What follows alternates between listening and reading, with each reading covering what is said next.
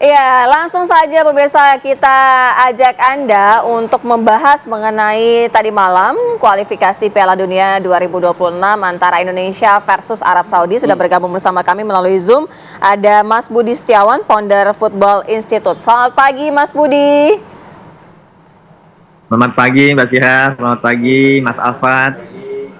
Selamat pagi. Mas Budi pasti yakin banget nih tadi malam begadang nonton secara keseluruhan. Mas Budi, tadi malam seperti apa nih analisanya tadi dini hari mengenai pertandingan Indonesia versus Arab Saudi? Permainan Indonesia kan dari awal juga sudah cukup jual beli serangan juga diladeni begitu ya?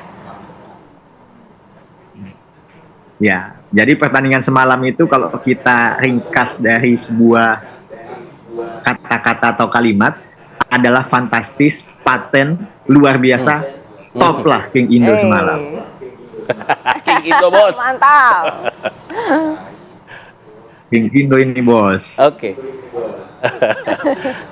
lalu seperti apa? Apa yang bisa jadi catatan lah, Mas Budi nih mengenai apa permainan Indonesia. Kalau saya lihat sih ya, sebenarnya kita punya peluang banyak, tapi kemudian banyak yang tidak terselesaikan peluangnya. 3/4 selesai, 3/4 selesai. Operan-operannya masih nanggung gitu.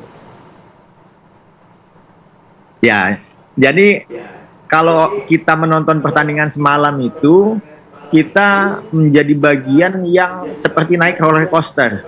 Yang pertama pada saat naik itu kita was-was, kita akan ketakutan, tapi ternyata dalam perjalanan kita juga happy, ternyata kita bisa unggul lebih dulu, kita mampu jual beli serangan dengan Arab Saudi sebagai tuan rumah, tapi kita juga sempat lemas ketika Martin Paes melakukan pelanggaran di kotak penalti, tapi optimisme itu muncul lagi ketika berhasil menahan tendangan penalti sampai dengan menit akhir yang tadinya kepanjangan waktu hanya 9 menit menjadi sampai 101, 102. Setiap menit rasanya lama, tapi kita akhirnya bisa mendapatkan hasil yang luar biasa, di mana seluruh prediksi maupun dunia internasional mengatakan Indonesia tidak akan mendapatkan poin lawan Arab Saudi.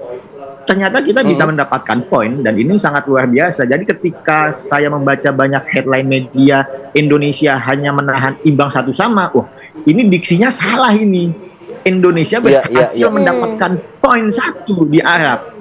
Itu adalah sebuah perjuangan panjang, persiapan panjang dari sisi organisasi PSSI dan dari sisi pelatih. Itu mendapatkan 1 poin itu betul-betul luar biasa, karena semua prediksi itu mengatakan Indonesia tidak akan mendapatkan poin, apalagi tetangga Vietnam dan juga Malaysia, kan begitu. Kalau Mas Budi melihat kekuatan Indonesia tadi malam itu dari posisinya apa? Karena para pemainnya kah? Dari posisi-posisinya atau seperti apa? Dari formasinya atau mungkin dari permainannya sendiri secara fisik? Ya, jadi kekuatan Indonesia semalam itu memang kita melihat bahwa minim sekali error, baik itu di lini tengah maupun di lini belakang. Koordinasi yang baik di antara mulai dari kiper, pemain belakang, sampai dengan pemain tengah itu membuat pemain Arab itu sulit untuk mengembangkan permainan. Ketika kita ditekan, Indonesia ditekan, hampir seluruh pemain kita itu ada di garis setengah lapangan. Umpan-umpan terukur yang dilakukan oleh para pemain Indonesia, terutama pada saat Tom Haye masih bermain, itu betul-betul memberikan sebuah kejutan, penetrasi yang tidak diduga-duga. Lalu terjadinya gol Ragnar dan Sarandi itu kan dimulai dari proses kerjasama yang apik di sisi kanan, sehingga menyulitkan para pemain Arab agak kaget juga. Nah, ini juga tentunya kita bisa melihat kenapa Arab itu membuat sebuah kesalahan, di mana dia tidak melakukan tekanan dari menit awal. Jujur saya agak kaget ketika semalam itu dimulai, loh ini kok Arab agak lain ya. Dia tidak memulai inisiatif serangan dari awal, tapi bermain pelan dari bawah, lalu gol biasa-biasa saja, sehingga mereka baru mulai menyadari mereka dalam bahaya ketika babak pertama masih 1-0. Sehingga lalu 1-1. Tapi di babak kedua pun mereka baru mulai sadar itu setelah di menit 60-70 baru mulai itu untuk melakukan tekanan-tekanan kepada Indonesia, dan itu menurut saya sudah terlambat. Dan alhamdulillah pergantian pemain Indonesia itu juga bisa menutupi pemain-pemain yang tadinya menjadi tokoh kunci di lapangan, mereka tidak banyak membuat kesalahan, walaupun Ferrari sempat kartu kuning, Paes juga sempat kartu kuning, tapi overall permainan baik pemain inti maupun pemain cadangan semuanya mendapatkan nilai yang sangat luar biasa. Tapi jujur kita harus mengakui keberadaan JIZ di belakang itu membuat lini belakang Indonesia terasa sangat kuat, solid, dan aman. Baik, setelah Arab Saudi kita nanti akan menjamu Australia di GBK. Nah, Australia di pertandingan kemarin kalah 1-0 lawan Bahrain. Ini juga jadi sebuah kejutan. Nah, kekalahan Australia ini apakah nanti bisa jadi keuntungan buat Indonesia atau justru Australia nanti bisa balas dendam melawan Indonesia begitu, bisa berbalik begitu? Analisa Anda seperti apa? Ya, pertandingan pertama kemarin memang menjadi agak kejutan ya. Australia sebagai tuan rumah kalah 0-1 dari Bahrain. Australia juga sempat bermain dengan 10 pemain karena kartu merah. Ya, Jepang memang diprediksi akan menang, tapi kita tidak pernah menyangka kalau skornya akan 7-0. Termasuk Indonesia berhasil menambah imbang Arab.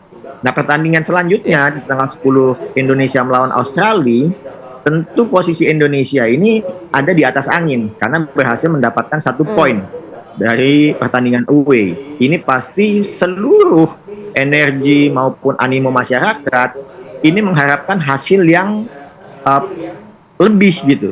Positif. Ketika bisa menahan imbang Arab, pasti kita harapannya semua bisa menang lawan Australia. Tapi Australia pun juga pasti tidak akan memandang sebelah mata Indonesia. Mereka pasti akan habis-habisan. Karena tadinya hitung-hitungannya mereka bisa mendapatkan 3 poin, ternyata 0 poin di kandang. Tentu mereka akan mengambil poin penuh di Indonesia. Tapi kalau kita melihat pertandingan Indonesia semalam, saya yakin kita bisa mengatasi Australia.